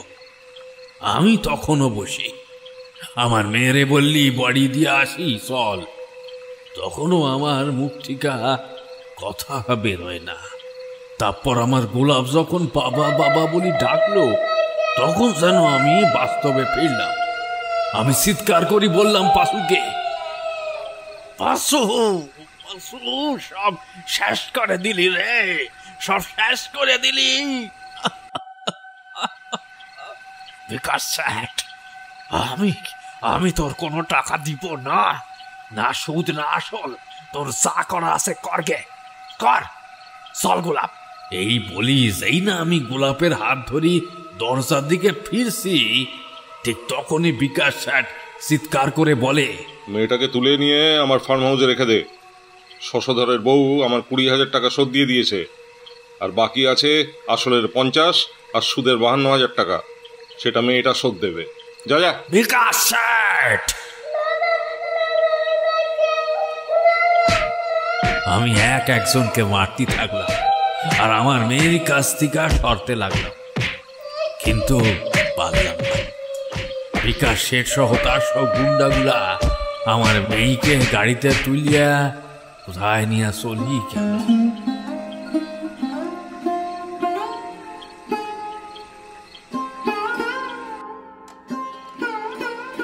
ওদের সাথে মারপিট করতে ততক্ষণে আমার সারা দেহি আর কোনো বল ছিল না।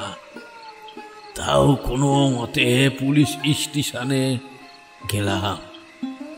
সেখানে বড়বাবুকে গিয়ে সব বলতি, তিনি বললেন খোঁজ নিবেন। সাথে সাথে খোঁজ নীতি বেরিয়েও গেলেন। আমি ওই অবস্থায় কোনো মতে সেখান থেকে বেরুতে যাচ্ছি, সে সময় দেখি রহমান মিয়া ভ্যান নিয়ে আসতেছে। কাছে আসতে দেখি আমার বউ সেই ভ্যানে শুয়ে আছে, আমার মা বসিয়ে আছে। আমি কেঁদে ফেললাম, বললাম, স্বর্ণা রে, ও কি হয়েছে রহমান ভাই, ও কি হয়েছে? আমরা সব শুনছি ঘরে বসি, পাড়ার সব লোকেরা আসতেছে। পাশুরা বাইরে যেতেই আমার বউ, হালদারের বউ সহ আরো কয়েকজন তোর বাড়ি গিয়া তোর অসিতন বউরে দেখি, তারপর সবাইরে খবর দেয়। মাসিরও তো অবস্থা ভালো নাই, তাই তো সাথে সাথে ভ্যানটা নিয়ে হাসপাতালের দিকে যাইতাছি। বাকিরা আসতেছে অন্য ভ্যানে। বাবুরে, হয়তো সব শেষ হয়ে গেল বাবু, সব শেষ হয়ে গেল। তুই ওই শয়তান গুলারে সারিসনি বাবু, সারিসনি। কাইন্দো না মা, কাইন্দো না। যারা আমার পরিবারের এই দশা করলি, আমি ছাড়বনি একটারেও। তুমি চিন্তা করো না মা, চিন্তা করো। তোমারেও তো দেখি মারছে। গোলাপ কই? গোলাপ মারে ওরা বিকাশের ফেরাম হাউসে নিয়ে গেছে। আমি তো সে জায়গা চিনি না, তাই পুলিশরে আইসা জানাইছি। তুমিও তেমন। বড়বাবু তো ওদের কথায় উঠে বসে, তা কি তুমি জানো না? এইখানে একটু দাঁড়াও, পিছনেই আকবর আসতেছে। ওই তো বলতে বলতে এসে গেছে। আকবর। জি আব্বা। গোলাপরে ওরা বিকাশের ফেরাম হাউসে নিয়ে গেছে। তুই চিনিস তা কোথায়? জি আব্বা। তাহলে শশধর চাচাকে নিয়ে যা, আর আমিও চললাম। আর ওরে পেলি দুজনকে নিয়ে হাসপাতালে আসিস, জলদি যা। রহমান মিয়া ভ্যান নিয়ে চলে গেলে আমি আকবরের সাইকেলে চড়ি আবার আমার মেয়েটারে খুঁজতে থাকি। কিছু দূর এগোতে দেখি একখান গাড়ির হেডলাইট। আকবর বললি, ওই দেখো চাচা, বিকাশ শেঠের গাড়ি। আমরা একটা জঙ্গলের পাশ দিয়া যাচ্ছিলাম। সেইখানে রাতের বেলায় অনেক শিয়াল ঘোরাঘুরি করে। আমরা একটা জঙ্গলের আড়ালে দাঁড়িয়ে দেখি একটা নয় দুটো গাড়ি পরপর আসতেছে। পিছনের গাড়িটা ছিল পুলিশের। গাড়ি দুটো দেখলাম জঙ্গলের একদম ধার ঘেঁষে দাঁড়ালো। ঠিক তারপরেই কি একটা যেন ফেলি দিল গাড়ির থিকা সে জঙ্গলের দিকে, যেমন বস্তারে দূরে ছুরি ফেলে ঠিক তেমন। তারপর গাড়ি দুটো বেরিয়ে যেতেই আকবর তাড়াতাড়ি সাইকেল চালালো সেদিক পানে। গিয়া দেখি আমার গোলাপ, ফুলের মতো মেয়েটার জামা নিচ দিকটা তখন রক্তে ভেসে যাচ্ছে। আমি হতবাকের মতো বসে রইলাম। দূর থেকে শিয়ালগুলো রক্তের গন্ধে কখন যে কাছে আসি পড়ছে বুঝিনি। হঠাৎ আকবর আমার জোরে ধাক্কা দিয়া বলল, আরে কি গো চাচা, কখন থেকে তোমার ডেকে চলছি, তাড়াতাড়ি উঠো, গোলাপকে নিয়ে হাসপাতালে চলো। আরে ওই দেখো এক পাল শিয়াল দাঁড়ায় গর্জন করছে। চলো চলো চলো, তাড়াতাড়ি ওঠো সাইকেলে। তুমি গোলাপকে কাঁধে ফেলে পিছনে বসো, তাড়াতাড়ি করো। সেই সময় আমার মধ্যেই যেন কোনো জ্ঞান ছিল নি। আমি যন্ত্রর মতো আকবরের পিছনে বসলাম।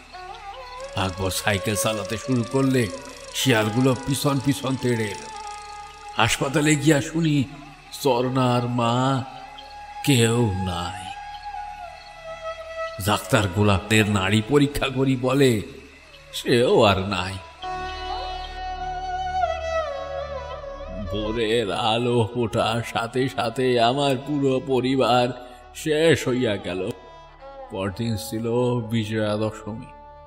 লোকে মা দুর্গারে বিসর্জন দিয়ে আইসে বছর আমার আসার অনুরোধ করে, আর আমি আমার পুরো পরিবারটারে বিসর্জন দিলাম চিরতরে।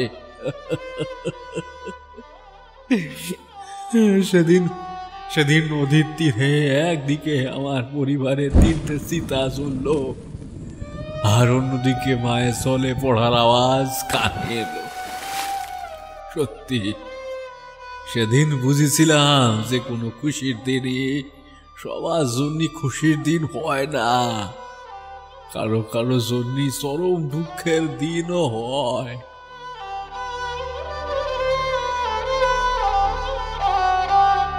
সেদিন প্রতিজ্ঞা করি সে বিকাশ শেঠের রাতের ঘুম আমি উড়িয়ে দিব। করিও তাই। আমি জানতাম যে বিকাশের অনেক দূর অবধি হাত আছে। আমি যেইখানেই অভিযোগ জানাই না কেন সেটা খারিজ হবে। ওদের পাপগুলা ধামা চাপা দেওয়ার জন্য ওরা দেহের কাঁটা ছাড়াও করে নাই। মাহা পড়ি গিয়া বৌমাকে দৌড়ে ধরতে আসতে গিয়া বাচ্চা খসেছে, তাই মরে গেছে। আর মেয়েরে কোনো উটকো ছেলে এসি চুরি করিয়া নিয়ে গিয়া রাতের অন্ধকারে সর্বনাশ করি জঙ্গলে ফেলি গেছে। আমার কাছে যা কাগজ ছিল সব নিয়ে আমি ভবানী ভবনে লক্ষ্মী পূজার ঠিক 2 দিন পর, মানে তৃতীয়ার দিন লিখিত অভিযোগ জানিয়ে যাই। ওখান থেকে কদিন পরে জলপাই থানাতে লোকও যায়, কিন্তু কোনো লাভ হয় না। প্রথম অনেক জিজ্ঞাসাবাদ হইল, কিন্তু তারপর থানার বড়বাবু সব সামলে নিয়া ওদের ফেরত পাঠিয়ে দেয়। তার কয়েকদিন পর, মানে ভাইফোঁটার পরের দিন, আমি ঠিক করি সোজা মুখ্যমন্ত্রীর অফিসে গিয়া কথা কইব। যেদিন যাব তার আগের দিন সব কাগজপত্র গুছিয়ে রাখলাম, কিন্তু ওই শয়তানগুলা সেই রাতেই আমার ঘরে আগুন লাগিয়ে দেয়। আমার সাথে সব প্রমাণও জ্বলে যায়।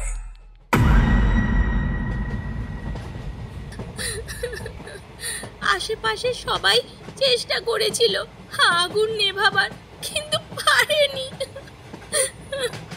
রাজিয়া তথা সবার চোখে তখন জলের ধারা।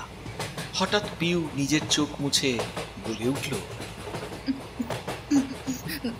যদি শশধর মরে যায় তবে চিঠি লিখলো কে? এখনো শেষ হয়নি পিউ, আরো কিছু কথা লেখা আছে। এই দেখ। তুই একটু জল খা রাজিয়া, বাকিটা আমি পড়ে নিচ্ছি। তুই জল খা। আজ গাড়িতে যতগুলা লাইস দেখলেন সবগুলারে আমি মারছি। ব্যাটারা তোমাদেরও সর্বনাশ করতে যাচ্ছিল। মরার পর আমার আত্মা এখনো মুক্তি পায় নাই। ওদের শেষ না করি আমার মুক্তি নাই। গ্রামে পাঁচু, ভম্বল, বাচ্চু সহ আরো অনেক চামচারে মারছি। এবার বিকাশ শেঠের পালা। চিঠিটা বন্ধ করে সবাই ওর মুখ চাওয়াচাওয়ি করে। মিতালি বলে, সবাই নিজের নিজের ফোন অন করো। আমি 100 ডায়াল করছি, আর ভয় করলে চলবে না। যা হবার হবে। না জানি আর কত লোকের সর্বনাশ করেছে ওই বিকাশ শেঠ। বিনয় সাহার মতো পুলিশ কত পুলিশ ডিপার্টমেন্টে মিশে আছে বলে সাধারণ মানুষ পুলিশকে আজ আর বিশ্বাস করে না। আমাদের সব কথা পুলিশকে জানানো উচিত। শশধরের প্রেত একজন বিকাশ শেঠরে মারবে, কিন্তু ঠিকঠাক তদন্ত করলি এরকম প্রায় প্রতিটা গ্রামে 1-2 নয়, অনেক অনেক বিকাশ শেঠ আছে যাদের ধরা সম্ভব। না না না, আমাদের যে কোনো ভাবে ভবানী ভবনের সম্পূর্ণ ঘটনা জানাতেই হবে। পরে স্টেশনেই নেমে গেল মিতালিরা। সম্পূর্ণ ঘটনা প্রথমে জিআরপিএফকে জানালো। তারপর সেই চিঠি ভবানী ভবনে স্ক্যান করে পাঠানোর ব্যবস্থা করলো রেল কর্তৃপক্ষ। সাথে সাথে মিতালিদেরও নিরাপদে ভবানী ভবনে পৌঁছে দেওয়ার ব্যবস্থা শুরু করে দিলেন সেই এলাকার থানার পুলিশ সুপার। সম্পূর্ণ ঘটনা পড়ে ও শুনে চোয়ালটা শক্ত করে সদ্য বদলি হয়ে আসা এনকাউন্টার স্পেশালিস্ট সীমান্তনী মৈত্র এএসআই অপূর্ব পাণ্ডেকে জলপাই গ্রামের শশধর মণ্ডলের ফাইল রিওপেন করতে বলেন, আর সকলের অলক্ষ্যে নিজের মনে মনে বলেন, আমি আসছি বিকাশ শেঠ, পুরনো অনেক হিসেব বাকি আছে, সেগুলো মেটাতে হবে। আচ্ছা অপূর্ব, জলপাই থানার বর্তমান ওসির নাম কি গো? এক মিনিট ম্যাডাম, চেক করে জানাচ্ছি।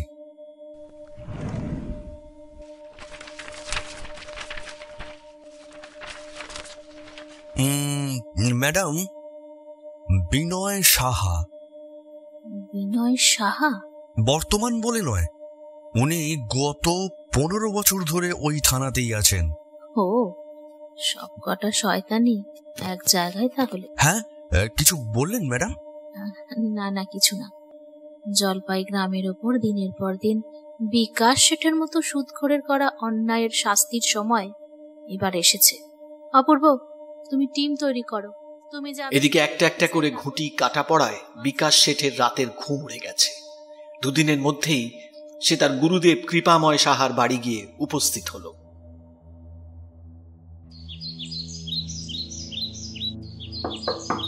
গুরুদেব, বাড়ি আছেন?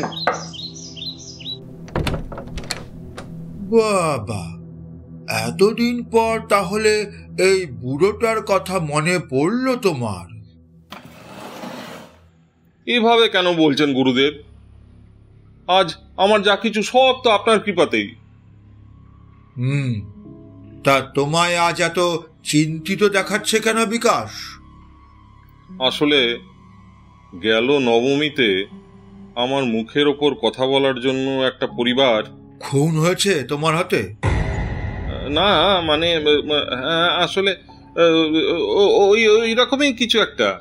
আমি তোমায় কিন্তু বারবার বারণ করে দিয়েছিলাম বিকাশ, যে তোমার এখন শনির 7.5 চলছে, আর ঠিক 3টে মাসের পরই তোমার বৃহস্পতির মহাদশা আসত।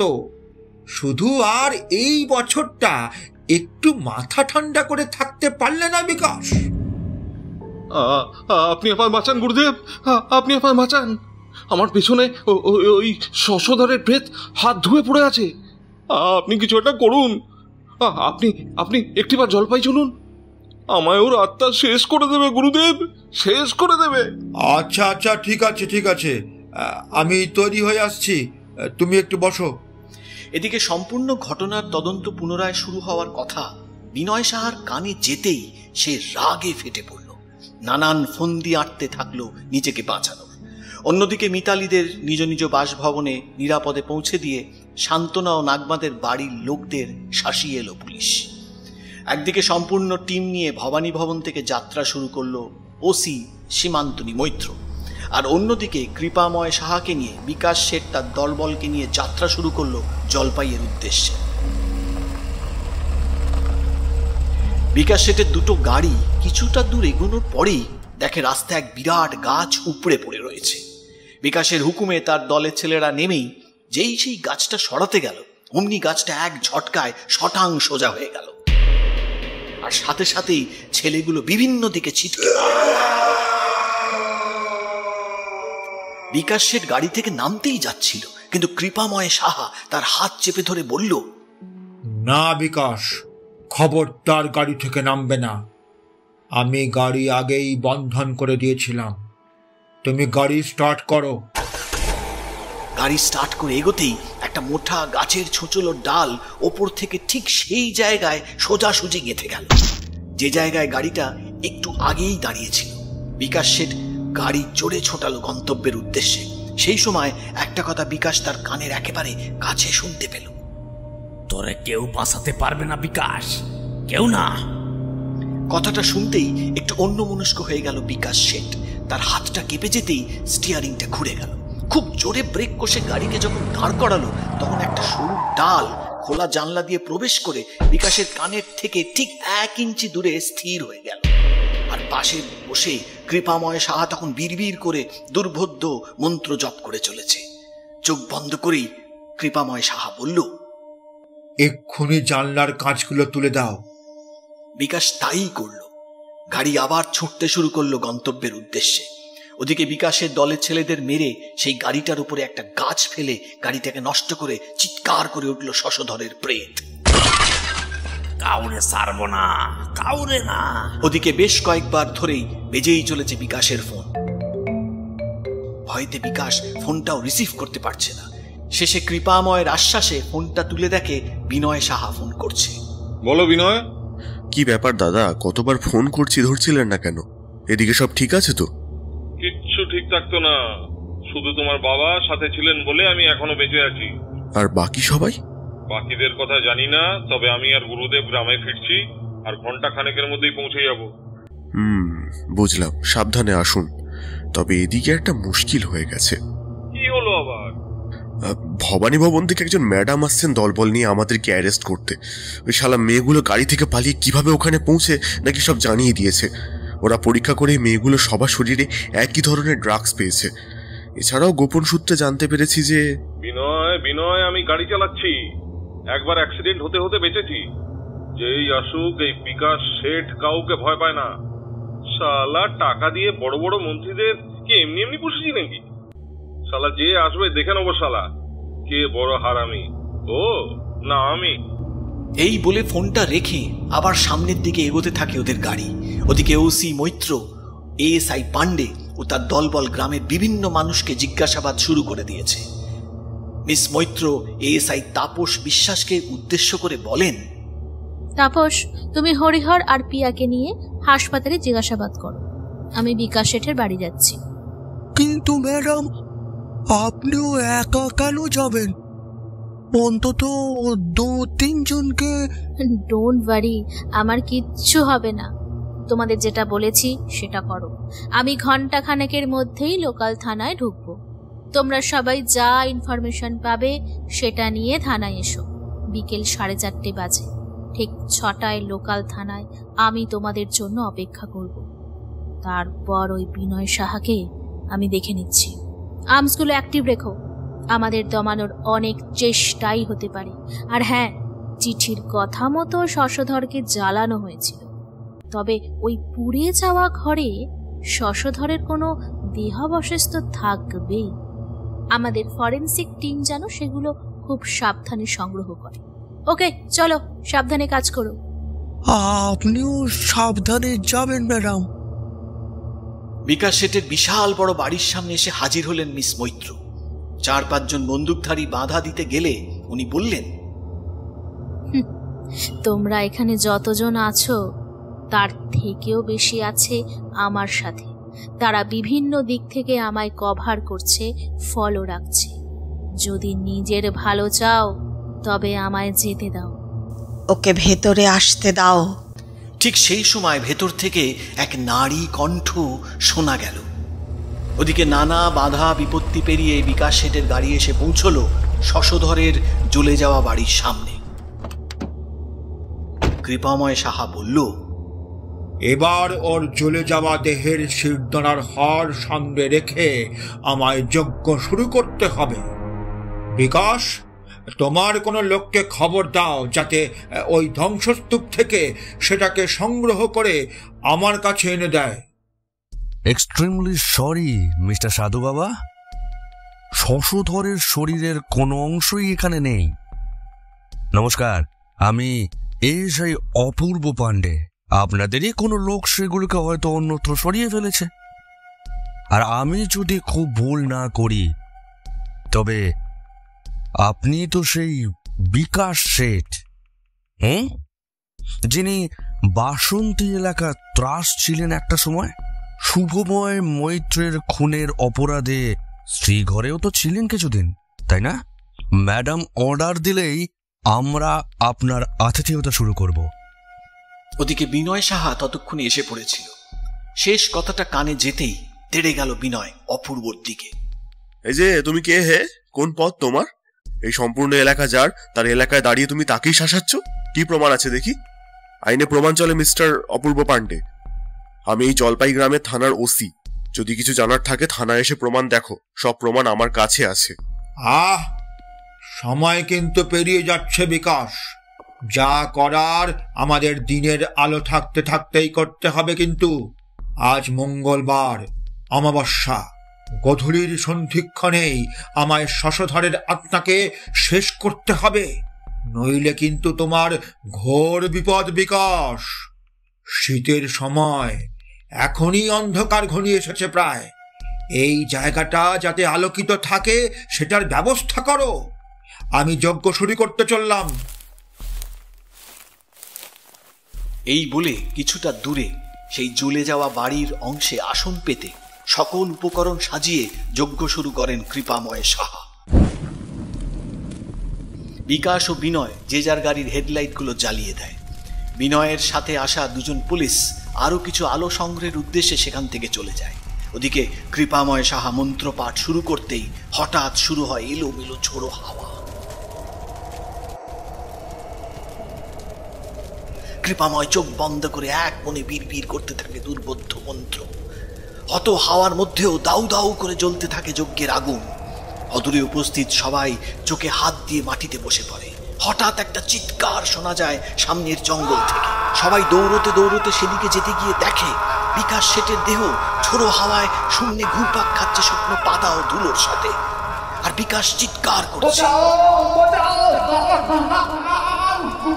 হঠাৎ বিকাশের দেহটা শূন্যে ভাসমান অবস্থাতেই কৃপাময় সাহার যজ্ঞের স্থানে ধেয়ে গেল।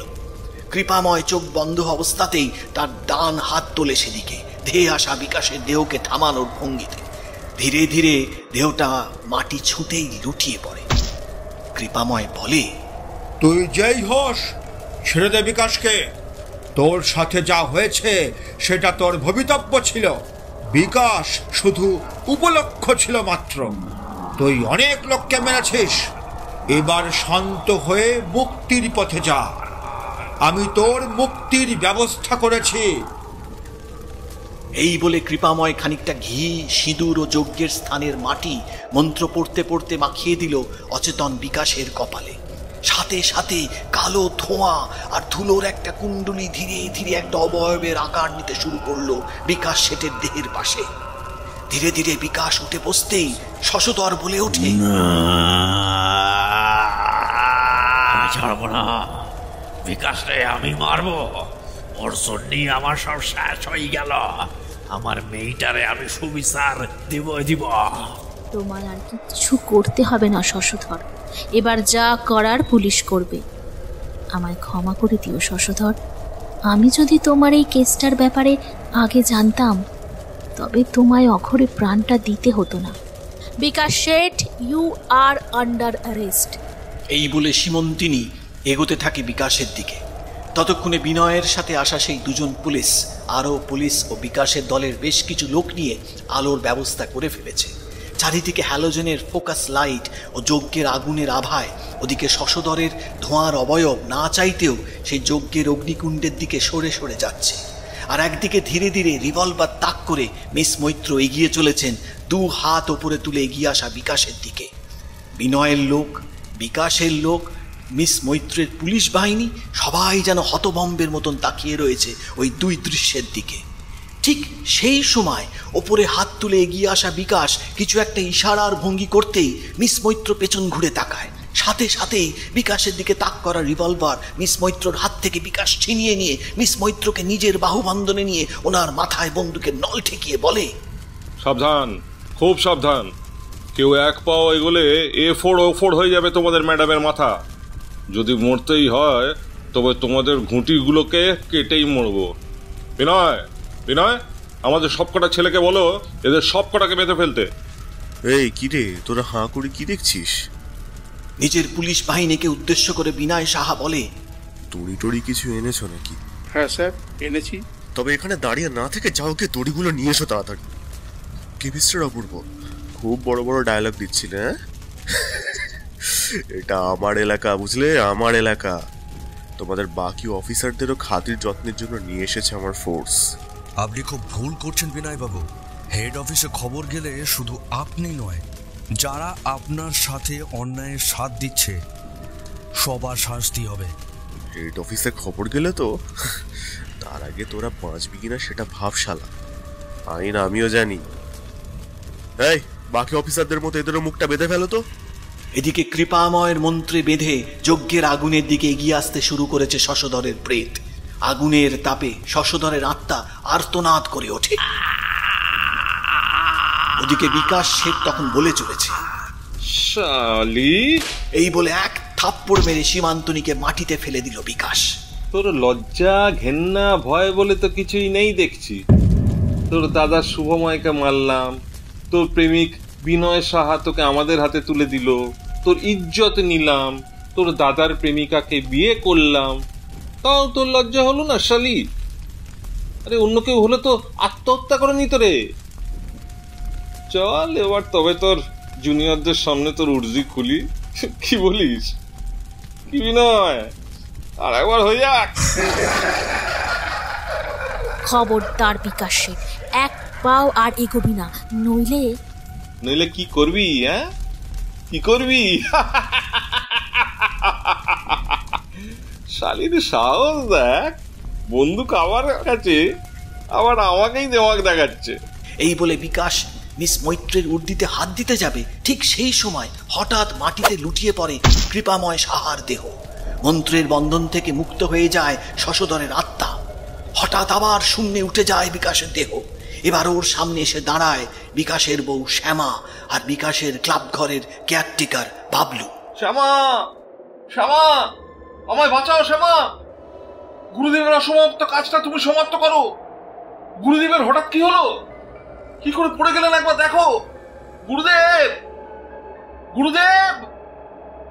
বাবলু, ওই পুলিশ অফিসারকে বেঁধে ফেল। না, আর নয়। অনেক আপনার চাকরগিরি করেছি সাব। শুধুমাত্র শ্যামা দিদির কথায় এতদিন আপনার কাজ করেছি, আদেশ মেনেছি। অনেক অপরাধ দেখেও চুপ থেকেছি। আপনার বিশ্বাস অর্জন করতে অনেক অপরাধও করেছি এই দুহাতে, কিন্তু আর নয়। ততক্ষণে শ্যামা মিস মৈত্রকে তুলে তার জামা কাপড় ছেড়ে দিয়েছে। এবার বাবলু মিস মৈত্রের দিকে ঘুরে বলল, পুলিশ দিদি, কৃপাময় সাহা আমার বাবা। আমি আর শ্যামা দিদি সৎ ভাই বোন। আমার শ্যামা দিদি মারতে যাচ্ছিল ওনাকে, কিন্তু তার আগে একটা শেষ ভালো অপরাধ করলাম। আমি ছুরি চালানোতে দক্ষ, তাই দূর থেকে ছুরি চালিয়ে দিলাম ওনার বুক লক্ষ্য করে। আমি চাই না আমার দিদির নিরপরাধ হাত কোনো শয়তানের রক্তে রাঙা হোক। আপনি আমায় অ্যারেস্ট করুন। এসব কি বলছে বাবলু? এই এই এই শ্যামা, এসব কথা তো তুমি আমাকে আগে বলনি। না, বলিনি, কারণ অনেক হিসেব মেটানো বাকি ছিল তোমার সাথে। শশধর, ওকে নিচে নামাও। সাথে সাথে বিকাশের দেহটা ধপ করে মাটিতে পড়ে গেল। বাবলুর সাথে আমার আলাপ হয় গত 3 বছর আগে, যখন আমি বাবার বাড়ি গিয়েছিলাম। তখন সেই সময় একদিন আমি বাগানে ফুল তুলছিলাম। তখন একটা ছেলে বাবার কাছে এসে কি যেন বলেছিল বাবাকে। আমার কানে শুধু একটা কথাই গেছিল,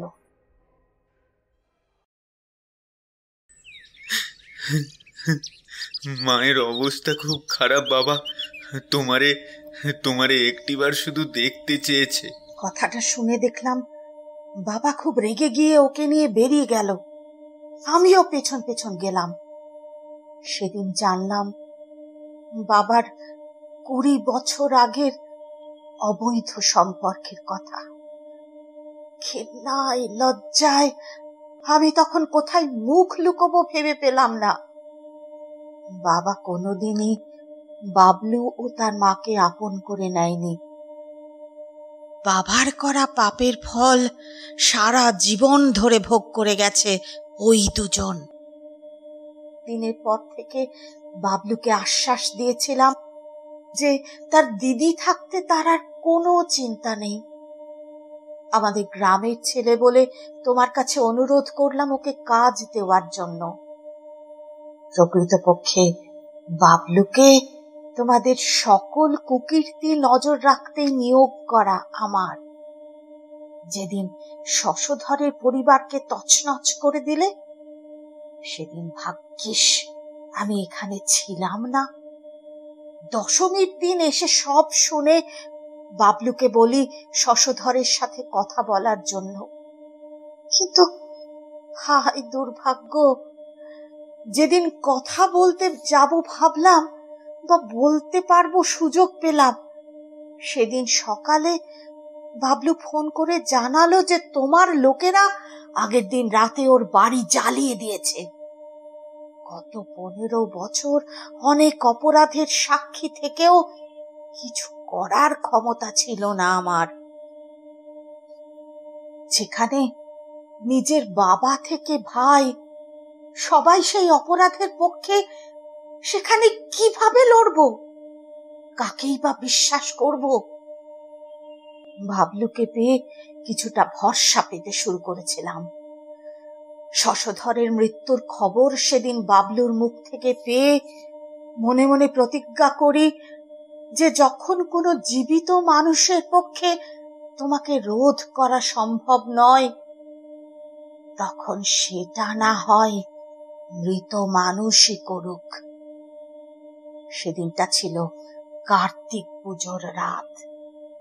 মা হতে পারিনি, চাইও নি তোমার সন্তানের মা হতে কোনোদিন। শুধুমাত্র বাবার মুখের দিকে তাকিয়ে তোমায় বিয়ে করতে আমি বাধ্য হয়েছিলাম। কিন্তু যখন জানতে পারলাম বাবারও, তখন আর নিজের বেঁচে থাকার ইচ্ছে রইল না। সেদিন রাতে বাবলু ও কালীনাথ চ্যাটার্জির কেয়ারটেকারের সহযোগিতায় তখন শশধরের আধ জ্বলা হাড়গোড় দিয়ে ওর আত্মাকে জাগানোর যজ্ঞ শুরু করলাম। কিন্তু তুমি যে বলেছিলে বাবার শরীর খারাপ, তাই একদিনের জন্য হলেও দেখতে যেতে চাই। এ কথাটা ইচ্ছে করেই বলেছিলাম। বাবার শেখানো তন্ত্রক্রিয়া সেই প্রথমবার আমার প্রয়োগ করা। তাই আমি জানতাম যে শারীরিকভাবে আমি অসুস্থ হয়ে পড়ব, তাই বাধ্য হয়েই মিথ্যে বলেছিলাম। যে কোনো অপঘাতে মরা আত্মা শক্তিশালী হতে শুরু করে একাদশীর রাত থেকে। তাই পাঁচুর মৃত্যু হয় একাদশীর দিন, আর ওর মৃত্যু দিয়েই শুরু হয় শশধরের তথা আমার প্রতিশোধ নেওয়া। খবরদার, কেউ এক পাও নড়লে সীমন্তিনীকে শেষ করে দেব। হঠাৎ ধীর পায় বিনয় সাহা এসে সীমন্তনীকে ধরে ফেলে পেছন থেকে। নিজের লোকদের চিৎকার করে হুকুম দেয়, কলকাতা থেকে আসা সব কটাকে গুলিতে ঝাঁঝরা করে দাও। কিরে দিদি, আমার সাথে এত বড় গেম খেললি? বিকাশ দাকে ছেড়ে দে শশধর, নইলে এদের সব কটাকে মেরে দেবো। এমন সময় আবার সেই ঝোড়ো হাওয়া শুরু হয়। হঠাৎ বিনয় সাহা মাটির তলায় কিছুটা ঢুকে যায়। ঝোড়ো হাওয়ায় জ্বলে যাওয়া বাড়ির বেশ কিছু ধ্বংসাবশেষ বিনয় সাহার অর্ধেক মাটির উপরে বেরিয়ে থাকা দেহের চারপাশে পাক খেতে থাকে। ওদিকে গ্রামবাসীদের সমবেত কণ্ঠ শোনা যায়। তারা সবাই নিজের নিজের বাড়ি থেকে ঘটি, লাঠি, নোড়া, কাঠারি, কাস্তে, কোদাল যে যা পেরেছে নিয়ে তেড়ে যায় বিকাশ শেঠ আর বিনয় সাহার লোকেদের দিকে। বন্দুকধারীরা গুলি চালাতে গেলেও কোনো এক অলৌকিক জাদু বলে একটা বন্দুকও গর্জায় না। শশধরের প্রেত বিকাশ শেঠের দুটো হাত পিছমোড়া করে পেঁচিয়ে ছিঁড়ে দেয়। বিনয় সাহা দেখতে পায় 3টে কালো অবয়ব, একজন বুড়ির, একজন মধ্যবয়সী মহিলার আর একজন 9-10 বছরের বাচ্চা মেয়ে। তার সাথে শুনতে পায় শশধরের কান ফাটানো গর্জন ও অট্টহাসি। দেখ ঝর্ণা, দেখো মা গোলাপ, তোদের শেষ অপরাধীদের নিজে হাতে আমি শাস্তি দিলাম। এই বলে ওদিকে বিকাশের মুন্ডুখানা থর থেকে আলাদা করে দিল শশধরের কালো ধোঁয়ার মতন অবয়ব। বাকি 3 জন বিনয়ের চারপাশে ঘুরপাক খেতে খেতে বিনয়ের শরীরটাকে ছিন্ন ভিন্ন করে দিল। বিনয়ের মাথা মিস মৈত্রের পায়ের কাছে গড়িয়ে এলো, আর বিকাশের কাটা মুন্ডু শ্যামার পায়ের কাছে।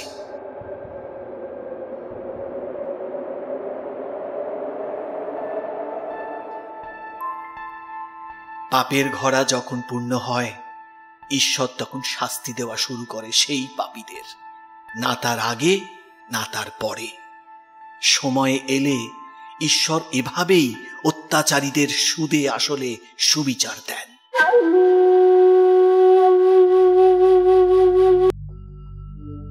আমাদের আজকের গল্পের প্রশ্ন হল, বিকাশ শেঠের সহকারীর নাম কি? শুনছিলেন আমাদের আজকের গল্প, গল্পকার ঝিনুক চ্যাটার্জি। গল্পের সূত্রধর আমি সায়ন। সমগ্র পর্ব পরিচালনায় ঝিনুক চ্যাটার্জি এবং পোস্টার ডিজাইনে মুরালি। আমরা অসংখ্য ধন্যবাদ জানাই ঝিনুক চ্যাটার্জিকে আমাদের এই গল্প উপস্থাপনের সুযোগ দেওয়ার জন্য। কেমন লাগলো আমাদের আজকের গল্প জানান আমাদের কমেন্ট বক্সে। গল্পটি ভালো লেগে থাকলে লাইক এবং শেয়ার করতে ভুলবেন। আমাদের গল্প নিয়মিত শুনতে হলে চ্যানেলটিকে সাবস্ক্রাইব করে রাখবেন। আবার একটি নতুন গল্প নিয়ে খুব শীঘ্রই হাজির হচ্ছি আমরা। ততক্ষণের জন্য বি সেফ, স্টে কানেক্টেড।